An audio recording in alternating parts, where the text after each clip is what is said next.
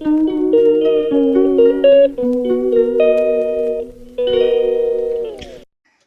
বন্ধুরা, দেখো আমি চলে এসেছি আবারও একটা নতুন রেসিপি নিয়ে। তো আজকে বানাবো হচ্ছে শুটকি মাছ। তো চলো উপকরণ কী কী লাগছে শুটকি মাছ বানাতে দেখিয়ে দিই। আলু, বেগুন, পেঁয়াজ, টমেটো, লঙ্কা আর আদা রসুন কাটা হয়ে গেছে। আর টমেটো, পেঁয়াজ, আদা রসুন, লঙ্কাটা হচ্ছে আমি পেস্ট করে রেখে দিয়েছি। আর শুটকি মাছটাকেও ভিজিয়ে রেখে দিয়েছি গরম জলে। এবার কড়াইয়ের মধ্যে তেল দিয়ে আমি আলু আর বেগুনটাকে ভেজে নেব। প্রথমে আলুটাকে ভাজলাম, তারপরে হচ্ছে বেগুনটা ভেজে নিলাম ভালো করে। এরপরে ওই তেলের মধ্যে আমি শুটকি মাছটাকে দিয়ে একটুখানি ভেজে নেব। আমি কিন্তু শুটকি মাছটা শুধু গরম জলেই ধুইনি, আমি কিন্তু ঠান্ডা জলে আরও 2-3 বার করে ধুয়েছিলাম। কারণ আমি যতক্ষণ না বালির ভাবটা যাবে ততক্ষণ ভালো করে ধুয়ে যেতে হবে।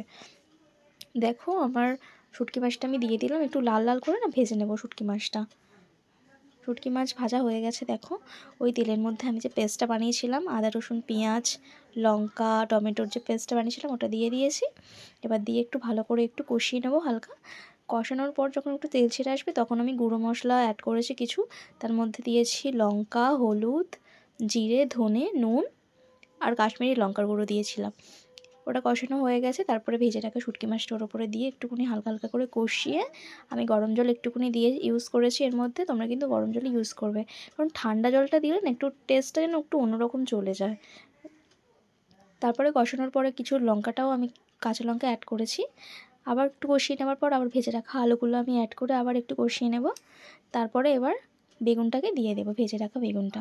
বেগুন আর আলুটাকে কিন্তু একসাথে দেবে না, কারণ ঘেটে যাবে।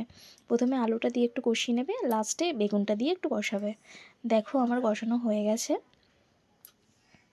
আমি কিন্তু গুঁড়ো লঙ্কার যে গুঁড়ো মশলাটা দিয়েছিলাম ওই যে হলুদ লঙ্কা, ওর মধ্যে নুনও ছিল, আমি নুনটাও অ্যাড করেছি। তোমরা একটু টেস্ট করে দেখবে, স্বাদ মতো একটু পরে যদি নুন লাগে তাহলে একটু নুনও দিয়ে দেবে। তো আমার সেরকম নুন লাগেনি, আমি আর দিইনি। ওর মধ্যে অনেক পরিমাণেই নুনটা ছিল। তো আমার হয়ে গেছে শুটকি মাছ, এর ওপর থেকে ধনেপাতা দিয়ে দিয়েছি। তো রেডি হয়ে গেছে আমার শুটকি মাছ। অনেকেই খায় না, কিন্তু আমার তো ভীষণ ভালো লাগে। ওই দিনকে আমি পুরো কতটা ভাত খেয়েছি শুটকি মাছ দিয়ে ভাবতে পারবে না তোমরা। চেটে পুষে খেয়েছি, আর সবাই বাড়িতে খুব পছন্দ করেছে, বিশেষ করে আমার শ্বশুর। তো দেখো আমার শুটকি মাছ পুরো রেডি হয়ে গেছে।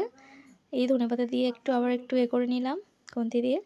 এই দেখো রেডি শুটকি মাছ। যেদিনকে শুটকি মাছ হয়েছিল ওই দিনকে আমার লাঞ্চ মেনুতে ছিল হচ্ছে ভাত, তারপরে এই যে বেগুন, তারপরে কি বলে ওইগুলো, এই একটা মাছ, এই দেখো চিংড়ি মাছ, এই যে শুটকি মাছ, ডাল, ডিম, তারপরে লোটে মাছের পাতুরি ছিল। তো চলো ভিডিওটা কেমন লাগলো জানো, টাটা।